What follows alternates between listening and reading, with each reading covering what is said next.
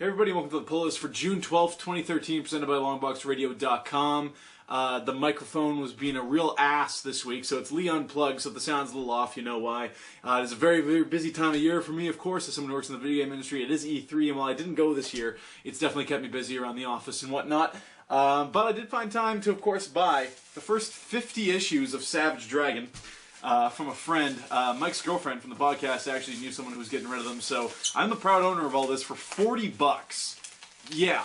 So, pretty stoked, even though I know nothing of Savage Dragon. All I know of Savage Dragon is Eric Larson, and that it's apparently completely badass, and I need to be reading it. So, I look very forward to finding myself some time to work through these. They're all in really, really good shape, in no particular order here, but that's Savage Dragon right there. I mean, I remember there being a cartoon series on Teletoon.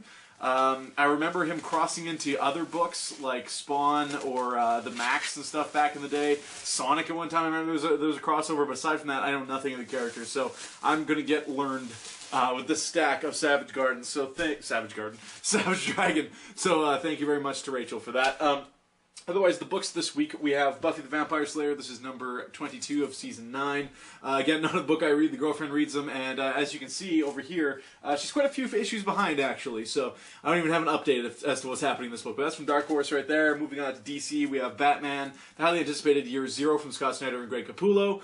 Looking really forward to this. Of course, Batman's been kicking ass all over the place all the same, so I don't see why this would be any different. And in a startling turn of events, I actually have more DC books than I do Marvel books this week, which, if you've watched the pull list a lot, that rarely happens. Constantine number 4. Apparently, we're going to see a little, flash forward into what's going to happen in the new 52 in this issue. So says some reviews I read. Really enjoying this book. Actually, I dig Jeff Lemire, of course, Ray Fox on the art. It's pretty sweet. So digging Constantine from DC, and a new book from DC to tie in with the Superman Man of Steel movie that comes up this weekend, which I know we're all excited to see. Because he actually throws a punch in this movie. Superman Unchained. This is coming to us from Scott Snyder and Jim Lee. You have an excellent cover there by Jim Lee of Superman. Scott Snyder, of course, in the aforementioned Batman book he wrote this week. Looking forward to this. It's a pretty thick comic book. I'm not sure how long I'll pick up Superman Unchained unless it's completely badass. I'm not a huge fan of Superman, but I had to at least pick up this first issue and see what's up. Other than that, going on to Image Comics, we have Walking Dead number 111. I think I'm caught up on this book. Kind of slow burning again after the big event in issue 100. Cool stuff. Little to do with zombies. The cat's making a bunch of noise. Why are you making so much noise? At least say hi to the people. No? Okay, well fine. Walking Dead 111. Going on to Marvel Comics, we have Guardians of the Galaxy. We have number 3. Got a little Rocket Raccoon on the cover there. This has a free digital code, so look for that after the show. Coming to us from Bennison McNiven, of course. If you have no interest in Guardians of the Galaxy, as I did before reading this particular series of Guardians of the Galaxy, I highly recommend that you do. It's 3 issues in. There's a 0 issue as well, which I recommend picking up, but check it out or at least get the first trade.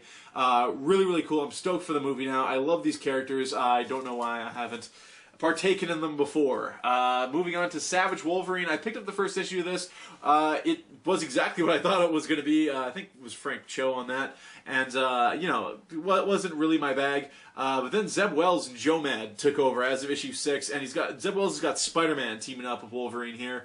And I'm sold. He bought at that point. So $3.99 right there for some great Zeb Wells Spider-Man action. And that's going to be a free digital code as well, so if you want to check out what I'm talking about, check that out. I believe Savage Wolverine is meant to be kind of like Avenging Spider-Man, and that's a team-up book or just really side stories that don't have anything to do with the main continuity, although Avenging Spider-Man kind of did become a big tie-in to Superior Spider-Man as of late, to my understanding. I haven't read it since the Deadpool issue, so that is Savage Wolverine. Look for the free codes for that in Guardians of the Galaxy after the episode.